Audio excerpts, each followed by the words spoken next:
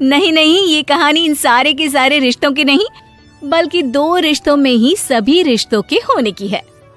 अरे बहू, मेरे और तेरे ससुर जी की रोटी मत बनाना, मैं बना लूंगी, दिन तक ठंडी हो जाती है। बहू जो कि एक वर्किंग लेडी थी। नहीं नहीं माँ जी, मैं अच्छे से कपड़े में लपेट देती हूँ ना, आप क्यों मेहनत करेंगी, माइक्रोवेव में गर्म कर लेना। अरे नहीं बहू, मेहनत मत कर, वैसे भी ऑफिस में कम मेहनत होती है क्या, जा रहने दे। लेकिन बहू मानती नहीं, वो सास ससुर की रोटी बना कर ही जाती है।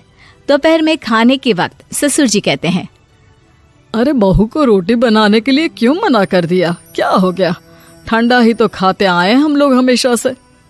अरे वो क्या है ना, सुबह ऑफिस जाती है, घर का सारा काम करने में वक्त लग जाता है, अरे थकती है वो अलग, तो मैंने सोचा बहाने से ही थोड़ा कम काम करवाऊं। ससुर मुस्कुरा रहे होते हैं। यह तो अच्छा है, बहू को समझना जरूरी है। वक्त बीत रहा था, घर में सब खुश थे कि एक दिन, माँ जी आप शाम को थोड़ा टहलने निकला करें, घर पर रह रहकर हड्डियां जाम होती है, पापा को भी ले जाया करिए, मैं वक्त पर तो आ जाती हूँ। बहू ठीक 5 बजे ऑफिस से घर आ जाती है, फिर चाय नाश्ता बनाकर सास ससुर के साथ बैठती, उन लोगों को सारा दिन का हाल बताती। रात को पति घर आता है। क्या बात है बेटा, ऑफिस से आकर कभी हम लोगों के साथ भी बैठा कर। अरे माँ, दिन रात काम करके मन ही नहीं करता, अगले दिन की फिर तैयारी होती है, आप और पापा ही कमरे में आ जाओ। इससे अच्छी तो बहू है, कितना भी थकी रहे, घर आकर हम लोगों के लिए चाय नाश्ता बनाना, फिर बातें करना। बहू ना होती तो हम बुढ़ा बुढ़िया तो बैठे ही रह जाते। सास और ससुर अब बहू के कहने पर शाम की सैर पर निकलने लगते हैं। सास की कई सहेलियां बनती है तो ससुर को भी कुछ बुजुर्ग लोगों का ग्रुप मिल जाता है।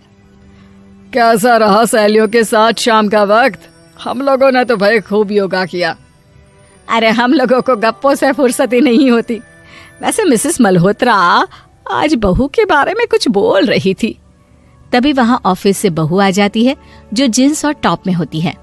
क्या बात है माँ, क्या कह रही थी आपकी सहेली आपकी बहू के लिए? सास इस बार बहू को कुछ अलग तरीके से देखती है और उल्टा सवाल ही दाग देती है। क्या कह रही थी वो हटा, ये बता, तेरे ऑफिस में तो मर्द भी काम करते होंगे ना? बहू जो अब तक मजाक कर रही थी वो सीरियस हो जाती है। मर्द होंगे नहीं माँ जी, मर्द ही ज्यादा हैं, हम 5 ही लड़कियां हैं ऑफिस में। अरे तो अच्छा लगता है क्या ऐसे कपड़े पहनती हो? कल से तुम ना साड़ी पहनकर ऑफिस जाना, और हाँ, शाम का नाश्ता थोड़ा जल्दी बनाया करो, नाश्ता बनाकर बाद में ही ऑफिस के कपड़े चेंज करने जाना। बहू को समझ में नहीं आता कि सास को हो क्या गया है, लेकिन वो कुछ नहीं कहती, सीधे किचन में जाकर चाय नाश्ता बनाती है और सास ससुर को दे देती है। अगले रोज बहू ऑफिस के लिए तैयार होती है तो खूब सुंदर सी साड़ी पहनती है और ऑफिस के लिए निकलने से पहले सास और ससुर के पैर छूती है और निकल जाती है। क्या बात है, आज मेधा के ऑफिस में लग रहा है कोई फंक्शन है। अच्छा, पता नहीं, मुझे तो बताया नहीं, वैसे तो सारी बात करती रहती है। अरे देखा नहीं कैसे साड़ी पहनकर जा रही थी? अरे वो तो मैंने ही बोला है उसे। अरे अच्छा लगता है क्या रोज रोज ऐसे सूट या जींस में जाना? बहू हो, बहू बनकर रहो, और आप भी ना मेधा मेधा मत किया करिए, बहू बोला करिए, सर पर चढ़ जाएगी तो दिक्कत हो जाएगी। सास अब बहू को बहू जैसा रखने लगती है, हर बात पर रोका टोकी, हर बात पर ताने। क्या बात है, आजकल लेट आ रही हो ऑफिस से? अरे चाय के लिए भी देर हो जाती है, हम लोग फिर पार्क में भी देर से पहुंचते हैं। सभी की बहुएं वक्त से चाय नाश्ता करा देती है अपने सास ससुर को, बस एक तू ही है जो उस वक्त ऑफिस से निकलती है। माँ जी, वो एक रास्ता पुलिस वालों ने न जाने क्यों बंद कर रखा है, जिसके कारण ट्रैफिक ज्यादा हो जाता है। मैं कोशिश करूंगी कल वक्त से पहले ही निकल जाऊं।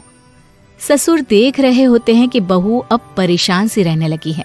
एक रोज, मेधा, बेटी मेधा। जी पिताजी। बेटा देख जरा कौन सी टी शर्ट अच्छी लग रही है।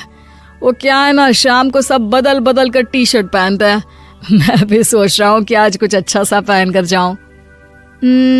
हाँ पिताजी, ये सही है, ये लाल वाली ना बहुत जचेगी आप पर। मेरे पापा पर भी डार्क रंग बहुत जचता है। क्या चल रहा है? अरे ससुर के सामने घूंघट तो छोड़ो, ऊपर से रंग बताया जा रहा है टी शर्ट का।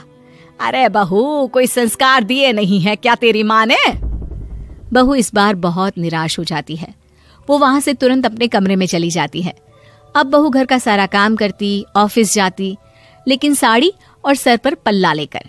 एक बार पड़ोसन उनके घर आती है। वाह सुमित्रा बहन, बहू का तो रूप ही बदल दिया। ठीक किया, बहू बहू जैसी ही अच्छी लगती है। अच्छा चलती हूँ मैं। पड़ोसन के जाने के बाद सास बड़ी अकड़ के साथ कहती है, देखा मेरा कमाल, कैसे मैंने मेधा बहू को कंट्रोल में कर लिया। अब बारी ससुर के बोलने की थी। हाँ सुमित्रा, बिल्कुल ये काम तो किया है तुमने, लेकिन कभी सोचा क्या खो दिया? क्या खो दिया? मैंने तो कुछ नहीं खोया जी।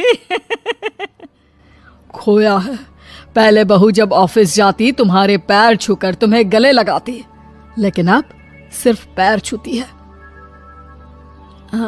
हाँ जी, ये बात तो आप ठीक बोल रहे हैं। पहले घंटों हम लोगों से बात करती, कमरे में ना जाती, ऑफिस से आते ही खुद की चाय, खाना, नाश्ता सब हम लोगों के साथ करती, सारी बात बताती। लेकिन क्या तुम्हें पता है, बहू की तबीयत खराब चल रही है, वो माँ बनने वाली है। ये बात मुझे बेटे ने बताई कि तुम्हें बता दूं। अब सास की आंख में आंसू थे। वो समझ गई थी कि लोगों के कहने में आकर उसने क्या खो दिया। शाम को बहू घर आती है तो माँ किचन में पकोड़े तल रही होती है। अरे माँ जी, आप रहने दीजिए ना, मैं आ तो रही थी। अरे नहीं, जा तू चेंज कर ले, मैं नाश्ता और चाय टेबल पर ही लगा रही हूँ मेधा। सास के मुंह से अपना नाम सुनकर बहू को बहुत अच्छा लगता है। माँ जी, कोई गलती हो गई है क्या? मेरे होते हुए आप काम करे, ये ठीक नहीं है। संस्कारी और समझदार बहू सास को माँ समझती है, लेकिन सास की बेवकूफी उसे सास ही बनाकर रखती है। बहू, मुझे भी थोड़े संस्कार और समझदार बनने का मौका दे, जिससे मैं भी बहू नहीं बेटी को देखूं तुझ में। और हाँ, मेरा होने वाला पोता क्या कहेगा कि दादी ने तो मेरी माँ को बहुत परेशान किया। बहू सास को गले लगा लेती है। नहीं माँ जी, वो कहेगा कि माँ को तो दादी ने बेटी बनाकर रखा है।